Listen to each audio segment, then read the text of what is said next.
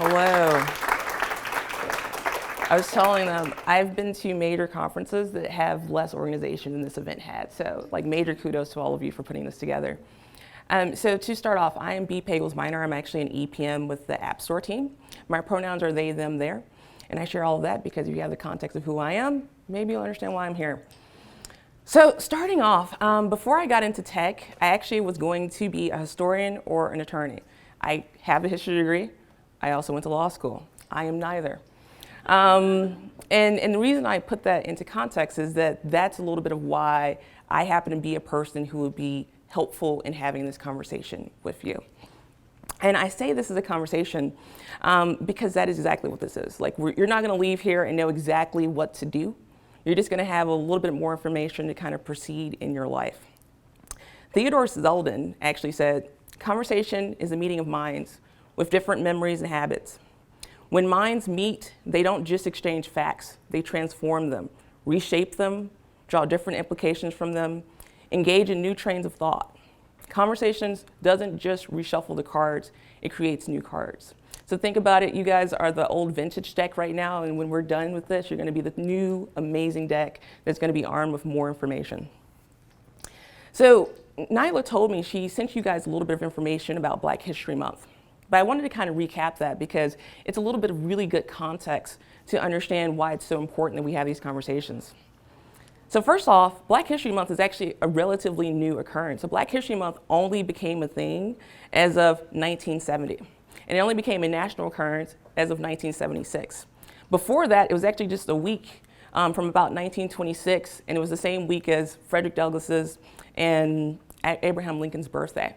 And it was just a couple guys being like, we think Black history is important, right? And so this is why it's important that we continue to have this conversation. So having said that, when I first thought about doing this presentation, I was like, well, first we have to decide, what does it mean to be Black? I'm gonna be truthful, I'm Black. I don't actually always know what it means to be Black, right? In fact, so I am from the Deep South. I'm from Mississippi, and I say Mississippi. I said Mississippi fully for y'all because, you know, I wanted y'all to know I'm educated, right? But when I asked my grandma when I was like 12, I was like, Grandma, this is the first time I'd ever met, you know, more white people. I met Asian people for the first time. I met Hispanic people for the first time. And I was like, Grandma, so like, what's the difference between them and me? And my grandma was like, well, what's your favorite food, baby? And she said, that's how all Southern Black grandmas, it always ends with baby. And I was like, well, greens and pot roast and cornbread. She's like, well, that's how you know you're Black. And I was like, well, first of all, I don't think all Black people like this food. I was like, we're Southern, but it's a very Southern way to think about it. And so when I started thinking about that, I was like, okay, so how can we actually put that in context? So when you start thinking about all the different Black folks in America, you can start looking at some of the different ways that even they define themselves. So Douglas Wilder here is actually the first elected African-American governor in the entire country. He was the very first one. There was a previous individual named Pinckney Pinchback. I'm not gonna lie, that's literally what the dude's name was, Pinckney Pinchback. He's actually the first ever Black governor, but it was through a line of succession. All the people before him were corrupted. He just happened to land the governor job. So, you know, Douglas Wilder broke new ground. And what I like about this quote is, you know, he's saying, you know, like, I don't really know either. Like, is it how I talk? You know, this, day that. There's like a cadence to the way that Black folks talk that, you know, people are always like really fascinated with. You know, is it how you dress? You know, how do you ever know what is Black? And then also, how do you know what is Black enough? Where do you tip over into this like particular idea? And then I kind of went to this like more modern idea. So who watches Grey's Anatomy? Okay, y'all my people. I love Grey's Anatomy. So Jesse Williams is Dr. Jackson Avery on that show, and he's become a really prominent Black activist.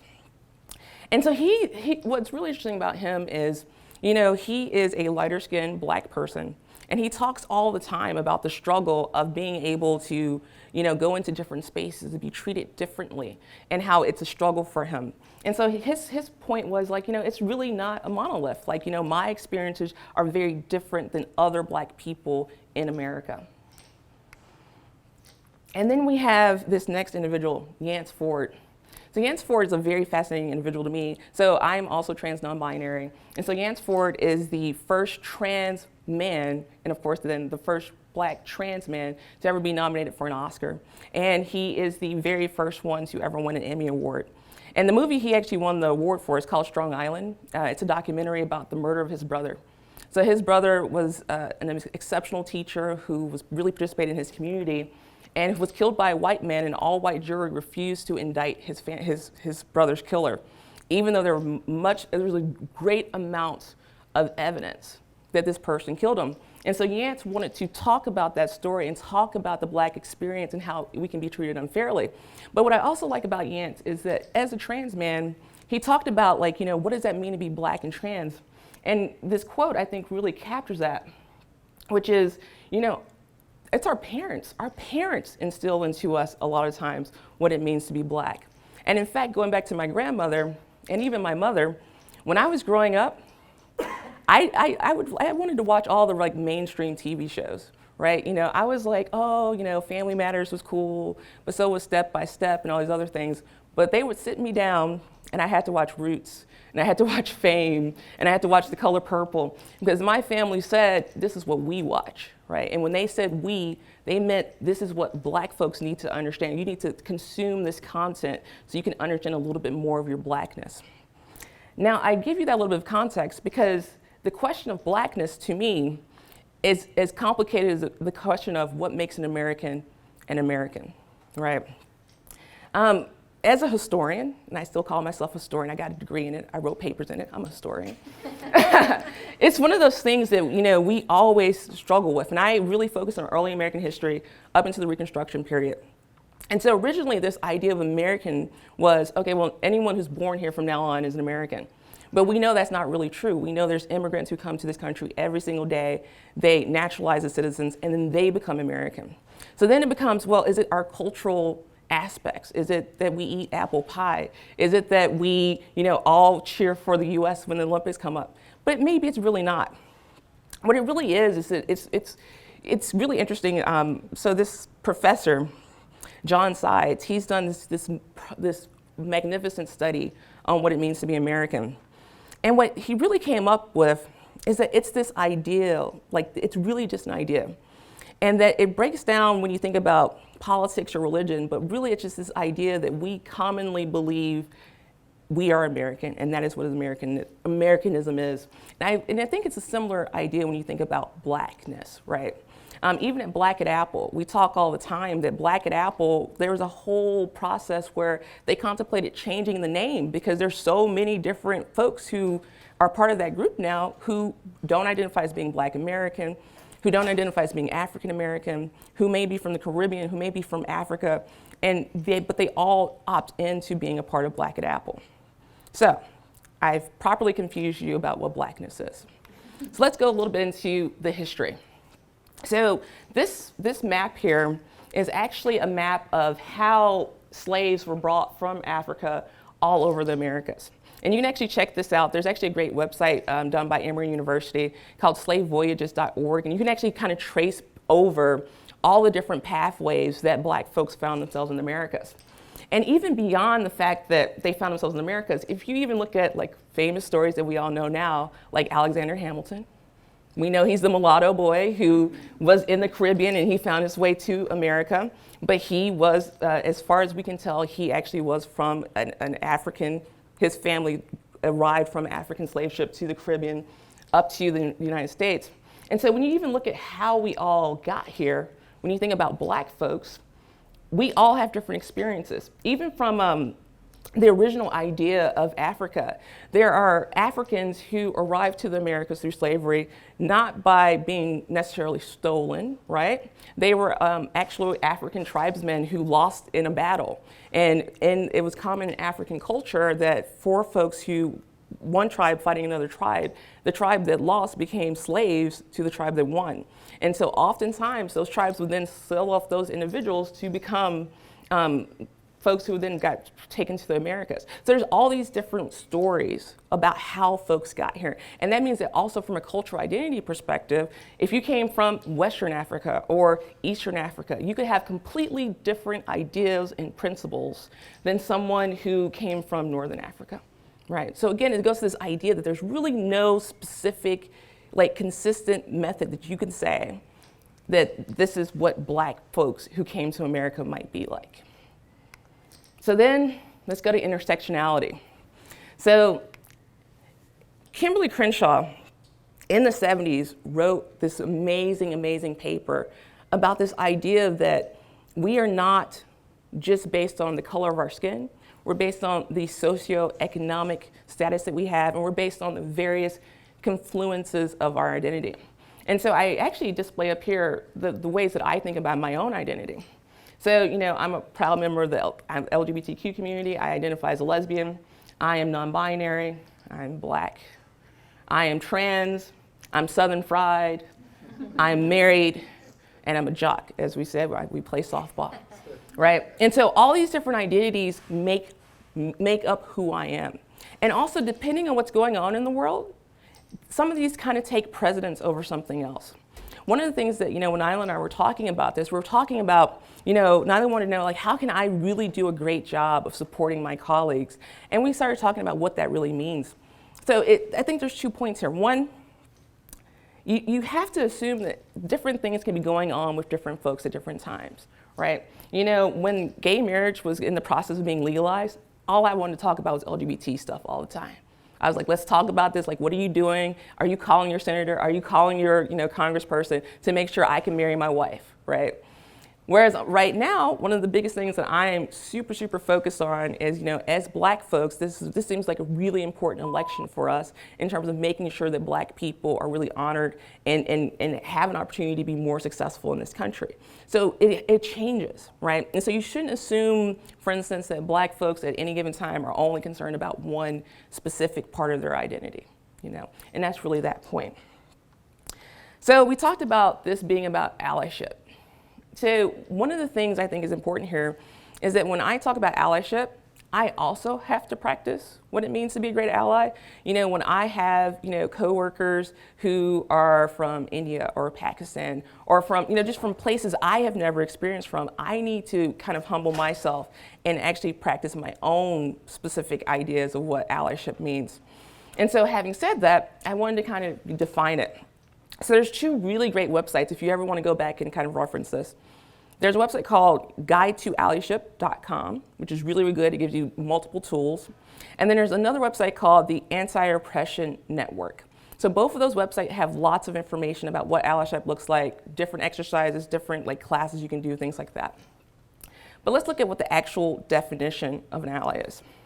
So it's an active, consistent, and arduous practice of unlearning and reevaluating, in which a person in a position of privilege and power seeks to operate in solidarity with a marginalized group. So one thing that I want to even start off with up there is obviously we have aspects of what we know what this means. But the other thing about this is that being employees at Apple in California, we are some of the most privileged people in the world. So even when I go back to Mississippi where my family's from, they have no concept of a lot of the things that we have here. And so I have to be a great ally to them and say, actually, that medical center you go to, that's some BS. Like, they should be doing this, they should be doing that. Like, I don't know why they're not doing that. Let's talk to our local mayor or something like that we can actually get you guys the type of healthcare that you deserve, right? Secondly, allyship is not an identity. So it's a lifelong process of building relationships based on trust, consistency, and accountability with marginalized individuals and or groups of people. So one of the things that I think is like very fascinating is, and I'm gonna say it like I'm gonna say it, like I would say it to my friends because we're all friends now. I have friends who are white who come up to me and they're like, B, you're my best friend. I don't understand why I want to go talk to this other black person, they didn't like me. And I'm like, it's not interchangeable. Like, you can't just replace it with another black person and still have the same relationship. Like, I know you're safe, but they don't know you're safe, okay? So it's this idea that like you have to actually establish these relationships, this rapport with every single individual you meet, and you cannot take for granted that you've done the work once and that it will automatically work for the next person. So, allyship is not self-defined. I was at a conference a couple years ago, and I was like going through this like whole identity crisis. Like, do I want to be a speaker? Do I think I'm going to be a thought leader? And this like older woman, which to be truthful, everyone should just listen to older women. They're brilliant. They know more things than we do. And she was just like, baby, and again, as a black woman, they always say baby. She was like, baby, we've decided you're a thought leader, so you're a thought leader. And the same thing is the same with allies. You cannot define yourself as an ally. You can just do the work, and someone can say at the end, I consider you my ally. You know, you don't get to say, I am an ally to blank, blank, blank people. It just doesn't work like that. They get to put that title on you. So then, it's important to be intentional of how we frame the work we do, right? So this goes back to the language that we use. So it's like we are showing support for, you know, we're showing our commitment to ending. We are using our privilege to help buy, you know. So if you use language, for instance, and I definitely know in the communities that I operate in, when people are like, well, I'm an ally to black people, and it's like all you can really hope is that you can say, I called my senator, or I wrote a letter to my senator saying, I think we should do a better job of supporting black people. I think we should do a better job of supporting, you know, the poor folks in America. That's the type of language that we should be using and kind of countering our support in. So this next slide is kind of a little bit of a tough one for me, but I think it's an important one to share. So a couple of months ago in the Black at Apple group, we were talking about preparing a seat at the table for black folks who are coming into Apple. And so what we wanted to talk about there was very specifically the fact that would we feel comfortable recruiting our best friends to come work at Apple, right? And the reason we wanted to have that conversation is there was a lot of like energy around, you know, Black at Apple and other groups supporting recruitment efforts. And we were just like, well, but some teams are better than other teams, right? And so we were like, well, I wouldn't actually ask my friend to come to Apple and work on this team. And it's because of this phenomenon. And I'm gonna be truthful, I identify with this because I've been this person at a company before, where you think you come in, you're so excited, you're like, oh man, I got this like nice like little upgrade on title, I got a nice little paycheck. Everyone's so sweet and adorable to me when I first start. But then as I kind of go through and identify issues, because let's be truthful, anyone who's ambitious enough to work at Apple, you're probably ambitious enough to understand that when something's wrong, you want to raise your hand and say, I don't like that. I think we could do better. And so that person starts doing that, starts like, you know, trying to kind of influence and say, you know, maybe we could do this or maybe we could do that. And the response is not met in a positive way, right? Instead, the response is, oh, you might be a problem person. You're challenging the status quo. And then all of a sudden, you know, what you might find is, for the woman of color, you might find all of a sudden, oh, well, you know, they're great, they're okay at their job, but, you know, maybe this review, it's a little bit lower than the last review. Maybe, you know, they're looking for that next promotion, and all of a sudden you don't get that promotion, you know, and then suddenly that black woman or the black individual goes, you know, I already see the writing on the wall. I'm gonna start applying for another job, because you know you're gonna get walked right out the door. And again, this is why it's so important for all of us as allies to kind of start identifying some of that coded language. Right? If you hear about someone who has been great and who's been awesome and suddenly it's changed, to kind of seek for understanding and understand what might actually have occurred there. So then what is allyship in action? I know it's corny, but if you see something, say something. And I will say this, so I worked at a company many years ago, and actually I'll call it the company because the company's terrible. Actually had all these employees who were on visas. Right? And so what was happening is I noticed, and a bunch of us noticed, that all the visa employees started getting asked to stay later, to work weekends, and none of the rest of us were asked to do this. And we were just like, well, that doesn't really make sense. And then, you know, we started asking a couple of managers. They were like, well, they don't have a choice. You guys do. Right? And so all of us kind of raised our hands, and a bunch of us all quit at the same time. We were just like, we don't think that's ethical. Right? Challenge those around you. Again, I will tell you there have been moments in meetings where, like, let's say something as simple as someone seems to be using language that is kind of not nice to a woman in the room or not nice to someone else in the room, and just say, hey, you know what, let's not use that language. You know, let's be respectful of each other. Speak up in front of those you wish to be an ally to. I cannot tell you how many times people have been like, well, I like definitely went behind the scenes and talked to that person for you. And I'm like, but it doesn't matter. Like, I didn't see it. They didn't see you they didn't see you coach them in front of me. So how do I know their behavior is going to change? right? So it's very important to do that action in front of other people. And then continue to be an ally even when it's hard, right? You know, even when it's not an easy path, like you kind of have to do it. Again, with the visa conversation, that job at the time, I was like, this is so much money. Do I want to risk this? But it was worth it. It was just so uncomfortable. It was worth doing it. And to be truthful, stock is in the gutter, so I definitely feel like it was a good idea, right? So we're getting to the end. So a lot of people ask me, like, why do I feel comfortable having this conversation, or why do I feel like I have to have this conversation? And it's because of this.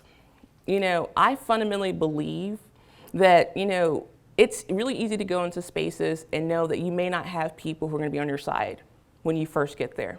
You know, you might qualify them as being your enemy.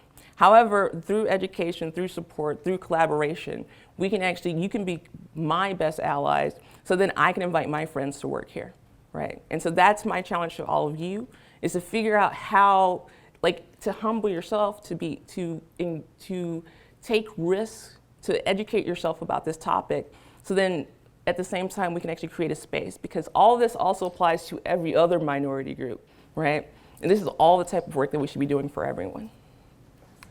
And then finally, thank you. Mm-hmm.